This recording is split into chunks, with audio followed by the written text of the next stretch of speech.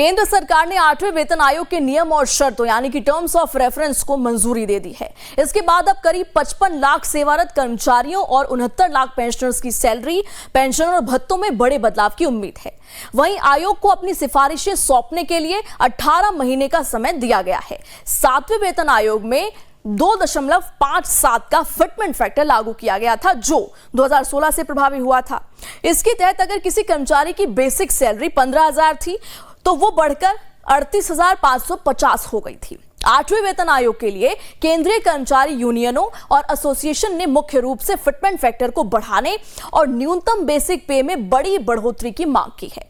कुछ यूनियन ने fitment factor को 3 से 5 या उससे अधिक करने का प्रस्ताव दिया है।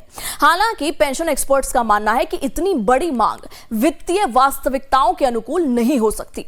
पेंशन एक्सपर्ट्स के मुताबिक आयोग न्यूनतम वेतन की गणना के तरीके में बदलाव कर सकता है। इसके लिए परिवार की उपभोग इकाइयों यानी कि कंजम्पशन यूनिट्स को 3 से बढ़ाकर 5 किया जा सकता है और फिटमेंट फैक्टर को 2.64 करने पर विचार किया जा सकता है।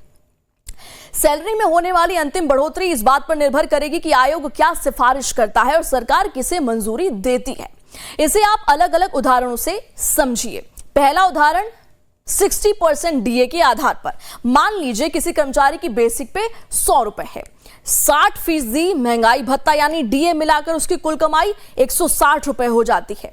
नए फिटमेंट फैक्टर के बाद अगर बेसिक पे दोगुनी होकर 200 हो जाती है तो मौजूदा 160 रुपए के मुकाबले उसकी प्रभावी सैलरी में करीब 25% की बढ़ोतरी होगी।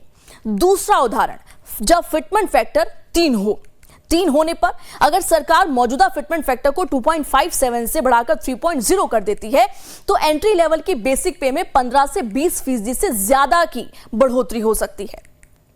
इस स्थिति में 15,000 की बेसिक सैलरी सीधे 45,000 हो जाएगी। एक्सपर्ट्स का कहना है कि अगर सरकार कर्मचारी यूनियन की मांग से कम फिटमेंट फैक्टर भी रखती है तो भी सरकारी खर्च में बड़ी बढ़ोतरी होगी और कर्मचारियों को अपनी सैलरी में एक सम्मानजनक उछाल देखने को मिलेगा।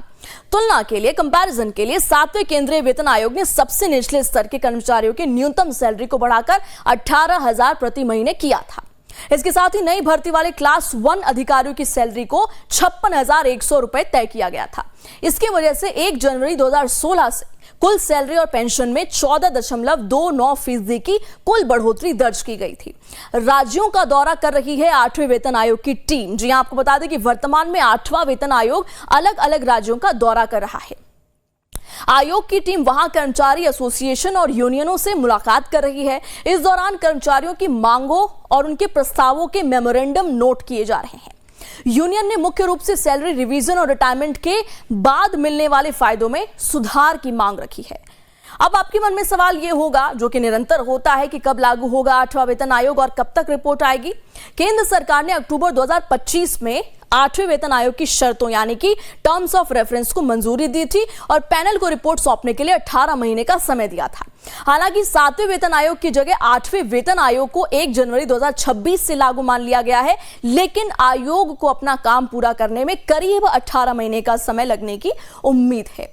आयोग ने मेमोरेंडम जमा करने की आखिरी तारीख को बढ़ाकर 15 जून 2026 कर दिया है। इसके बाद सभी हितधारकों यानी कि स्टेक होल्डर्स के सुझावों की जांच की जाएगी और अंतिम सिफारिशें तैयार होंगी। कर्मचारी संगठनों का कहना है कि अगर रिपोर्ट जून-जुलाई 2027 तक सौंपी जाती है तो सरकार पर एरियर यानी बकाया देने की देनदारी काफी बढ़ जाएगी। सिफारिशें स्वीकार और लागू होने के बाद केंद्र सरकार बीच की अवधि का पूरा एरियर कर्मचारियों को देगी। फिलहाल कर्मचारी संगठन ज्यादा मल्टीप्लायर और बेहतर रिटायरमेंट फायदों के लिए दबाव बना रहे हैं, जबकि एक्सपर्ट्स का कहना है कि अंतिम फैसला देश के वित्तीय हालातों को देखकर ही लिया जाएगा।